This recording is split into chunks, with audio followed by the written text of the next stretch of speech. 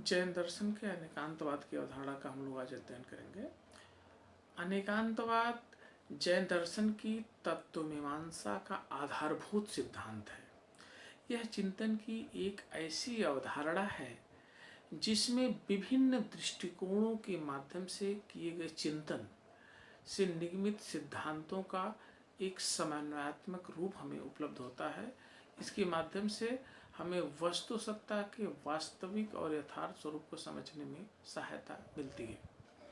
अनेकांतवाद में अंत पद का अर्थ वस्तु और धर्म दोनों है, अर्थात इस लोक में या जगत में अनेक वस्तुएं हैं, अनंत वस्तुएं हैं तथा प्रत्येक वस्तु या पदार्थ के अनंत धर्म भी होते हैं।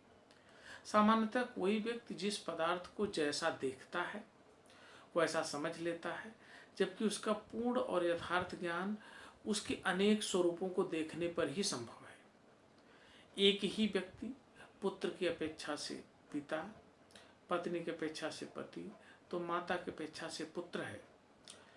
उसे हम न मात्र पिता कह सकते हैं, न मात्र पति कह सकते हैं और न ही केवल पुत्र कह सकते हैं। अपेक्षा भेद से वह सब कुछ है। वस्तु के अनंत धर्मों में एक मुख्य धर्म होता है जिसका कि प्रतिपादन किया जाता है। अन्य सभी धर्म गौण हो जाते हैं क्योंकि उनके संदर्भ में अभी कुछ नहीं कहा जा रहा है। यह मुख्यतया और गौणता वस्तु में विद्यमान धर्मों की अपेक्षा से नहीं अपितु वक्ता की इच्छा अथवा अनुभव के अनुसार होती है, अर्थात ये वाणी के भेद हैं, वस्तु के नहीं। हमारे विचार से वस्तु नहीं बनता अपितु वस्तु का अपना स्वरूप होता है। आचार्य धर्मकीर्ति ये कहते हैं कि यदि अनेक धर्मता वस्तुओं को स्वयं अच्छी लगती है तथा उसके बिना उसका अस्तित्व ही संभव नहीं है, तो उसका निषेध करने वाले हम कौन होते हैं। केवल केवली जैन दर्शन में यह माना गया है कि कैवल्य को उपलब्ध जो व्यक्ति है उसको केवली कहते हैं, अर्थात मुक्त व्यक्ति। केवल केवली व्यक्ति ही वस्तु के ज्ञान के द्वारा वस्तुओं के अनंत धर्मों का अपरोक्ष ज्ञान प्राप्त कर सकता है। साधारण मनुष्य किसी वस्तु को किसी समय एक ही दृष्टिकोण से देख सकता है तथा वस्तु का एक ही धर्म जान सकता है।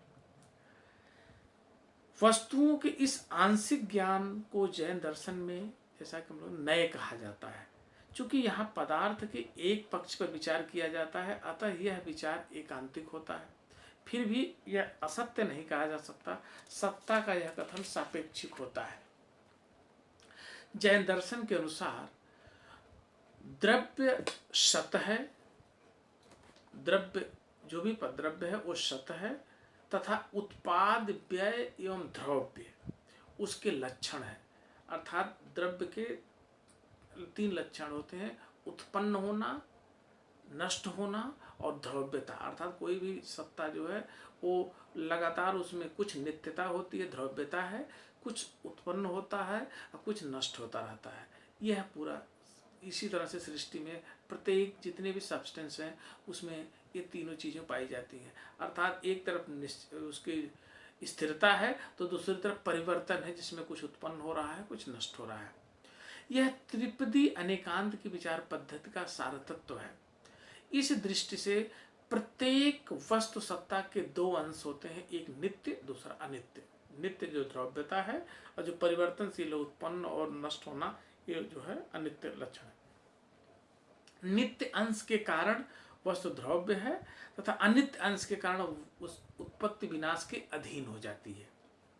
यहाँ द्रव्य का दूसरा लक्षण गुण पर्याय से युक्त माना गया है। जैन दर्शन में कहा जाता है अर्थात द्रव्य वह है जिसमें गुण और पर्याय हो। वस्तु के स्वरूप एवं गुण नित्य होते हैं परंतु पर्याय बदलते रहते हैं। पर्याय अर्थात वस्तु में होने वाले परिवर्तन का जो आधार है। पर्यायों की दृष्टि से भी वस्तु अनंत धर्मात्मक है। प्रत्येक वस्तु में पर्यायों की दृष्टि से भी दो प्रकार के धर्म होते हैं। एक भावात्मक जो है पर्याय है तथा दूसरा अभावात्मक, अर्थात एक स्वपर्याय भावात्मक है और दूसरा अभावात्मक अर्थात पर पर्याय है। उदाहरण के लिए रंग, रूप, गोत्र, कुल आदि यदि किसी व्यक्ति का भावात्मक धर्म है तो अन्य वस्तुओं से उसके भेद करने के लिए उसमें अभावात्मक धर्म भी होते हैं। यदि मनुष्य के विषय में पूरा ज्ञान प्राप्त करना है तो हमें यह जानना होगा कि वह अन्य सभी वस्तुओं से किस प्रकार भिन्न है। अभावात्मक धर्मों की अपेक्षा संख्या अगर देखें, भावात्मक धर्मों की संख्या बहुत ही अधिक होती है, क्योंकि अन्य वस्तुओं से जो भेद होते हैं वे ही अभावात्मक धर्म कहे जाते हैं।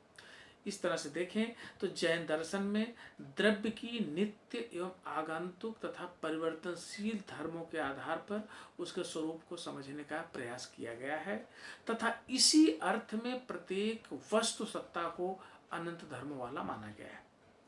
तथा तत्व की दृष्टि से अगर हम देखें तो तत्व की यह दृष्टि सत्ता या द्रव्य के स्वरूप को बहुआयामी बना देती है।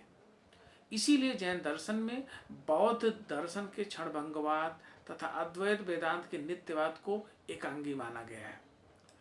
बौद्ध दर्शन किसी भी वस्तु की सत्ता को एक क्षण से अधिक विद्यमान नहीं मानता, उसके लिए परिवर्तन ही सत्य है। अद्वैत वेदांत में परिवर्तन को माया मानते हुए केवल ब्रह्म को नित्य एवं सत्य रूप में स्वीकार किया गया है। इस रूप में जैन दृष्टि में उपरोक्त दोनों दर्शनों में एकांतवाद का दोष पाया जाता है। यथार्थ उनके मत में नित्यता एवं परिवर्तन दोनों सत्य है। एक दृष्टि से जगत की नित्यता सत्य है तो दूसरी दृष्टि से उसमें परिवर्तन भी सत्य है। अनेकांतवाद के ज्ञान में एकांतवादी विचारों के विरोध को समाप्त करने का लक्ष्य दिखाई देता है तथा सापेक्षिक सत्य की पुष्टि भी होती है। अनेकांतमयी वस्तु का कथन करने की पद्धति जो है वो स्याद्वाद कही जाती है। पदार्थ के अनंत धर्मों का सम्यक विवेचन करने में स्याद्वाद सहायता करता, अर्थात इसकी अनेकांतवाद दृष्टि को जो है स्याद्वाद जस्टिफाई करता है। स्याद्वाद के माध्यम से हम उसको जस्टिफाई करते हैं। इस रूप में स्याद्वाद अनेकांतवाद को प्रमाणित करता है। स्याद्वाद शब्द के बिना अनेकांतवाद का प्रकाशन संभव नहीं है। स्याद्वाद एक चिंतन प्रक्रिया है जिसका एक वैज्ञानिक, सांस्कृतिक एवं आध्यात्मिक आयाम है। इसका महत्वपूर्ण पक्ष यह है कि यह प्रत्येक वस्तु की यथार्थता को सापेक्षता में ढूंढता है। अतः एक ही वस्तु के संबंध में उत्पन्न हुए विभिन्न दृष्टिकोणों का समन्वय स्याद्वाद के माध्यम से किया जा सकता है। इस रूप में जैन दर्शन की अनेकांत दृष्टि के समस्त विरोधों का परिहार संभव होता है, जिससे विभिन्न दृष्टिकोणों से चिंतन करते हुए वस्तु के विभिन्न स्वरूपों में समन्वय भी स्थापित किया जा सकता है।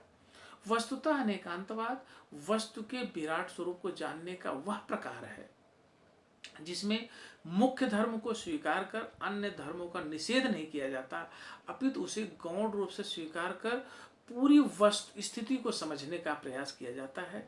अनेकांतवाद को सदैव अनेकांतवादी मानने पर वह भी एकांतवाद हो जाएगा, अतः अनेकांतवाद को स्वीकार किया गया है।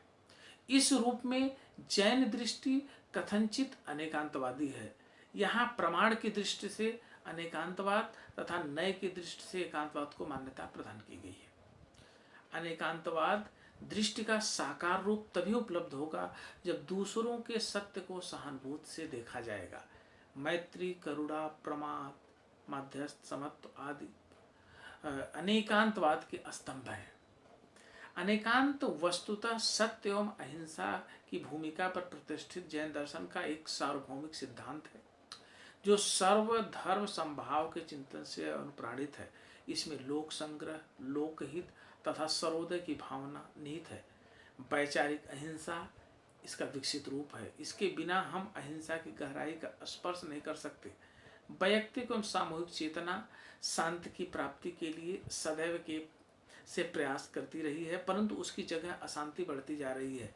शांति वस्तुतः बाहर से प्राप्त करने वाली कोई वस्तु नहीं है, अपितु आंतरिक समता, सहयोग, संयम और समन्वय से उद्भूत आनुभविक तत्व है जो समाज के पारस्परिक व्यवहार को निर्मल, स्पष्ट एवं प्रेममयी बनाती है।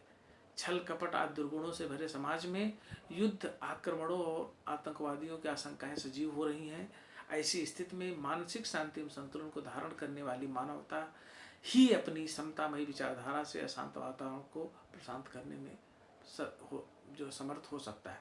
इसीलिए जैन दर्शन की अनेकांतवादी दृष्टि दूसरे के विचारों को भी उतना ही महत्व देती है जितना अपने विचार को, अर्थात दूसरे के पक्ष को भी पूरी तरह रखने का अवसर देती है, जो लोकतंत्र का एक आधार स्तंभ है। अनेकांतवाद की इन सभी प्रकार की विषमताओं से संघर्षित समाज को, अनेकांतवाद जो भी समाज में विषमताएं हैं, वो एक नई दिशा प्रदान करता है। यह अनुशासन और सुव्यवस्था को स्थिर और वैचारिक चेतना का आधार प्रस्तुत करता है।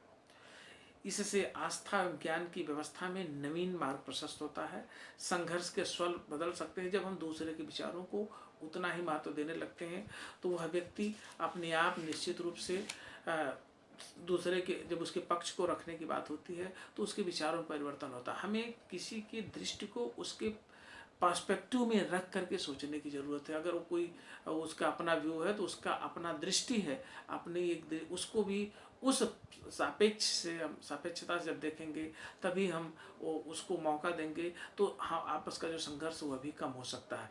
इस रूप में देखें तो अनेकांतवाद की जो विपरीत एकांतवाद की अवधारणा में विचारों में ही का प्रयोग किया जाता है, जो दुराग्रह का प्रतीक है। मेरा ही विचार श्रेष्ठ है, मैं ही श्रेष्ठ हूँ, इस तरह की जो अवधारणा है वो दुराग्रह का, एक दूसरे के विचारों का अनादर है। परंतु अनेकांतवादी अपनी विचार अभिव्यक्ति में भी का प्रयोग करते हैं, जो अहिंसा, समादरता, विनम्रता तथा लोकतंत्र का प्रतीक हो जाता है। यह दृष्टि मनुष्य को दुराग्रही होने से बचाती है। ही और भी की विभेदक रेखा ने स्यादवादी धर्म की तात्विकता को स्पष्ट किया है, जिसमें मानवीय एकता, सह-अस्तित्व एवं सर्वोदय की अवधारणा प्रतिफलित होती है। एकांतवादी चिंतन से उपजी जितनी भी हिंसा, शोषण आदि की प्रवृत्ति है, समाज में भटकाव जो देती रही है, वास्तव में अनेकांतवाद इन विसंगतियों को अहिंसात्मक ढंग से ध्वस्त कर नैतिक चेतना को जागृत करने का प्रयास करता है। इस रूप में अनेकांतवाद चिंतन की दिशा को आगे बढ़ाने वाला समाज पूर्ण अहिंसक और आध्यात्मिक हो सकता है। अर्थात समाज को एक नई दिशा देने में अनेकांतवाद की भूमिका होती है। लेकिन अगर दर्शन की दृष्टि देखें तो अनेकांतवाद की अवधारणा जो है पूरे अन्य दर्शनों के जो मत हैं, एकांतवादी मत हैं, उनको भी मान्यता को स्वीकार करते हुए अपनी बात को रखने का प्रयास करती है, और जिससे समाज लोकतंत्र, अगर हम देखें तो लोक हित में यह एक बहुत ही महत्वपूर्ण, अर्थात जो वाद की अवधारणा है, जो जल्प, वितंडा, इन सब में जो अपनी बात को रख करके अपनी बात को सिद्ध करने का प्रयास करते हैं, अनेकांतवादी दृष्टि निश्चित रूप से वाद के लिए एक अवसर देती है, दूसरे भी अपनी बात पक्ष को रखें और जो है फिर जो निर्णय हो इस रूप में वो आगे बढ़े। हम इन्हीं बात के साथ अनेकांतवादी इस अवधारणा को हम यहीं पर ख़त्म करते हैं। अब इससे जुड़ी हुई स्यादवाद और स्यादवाद की अवधारणा को हम लोग अगले उसमें देखेंगे। Thank you.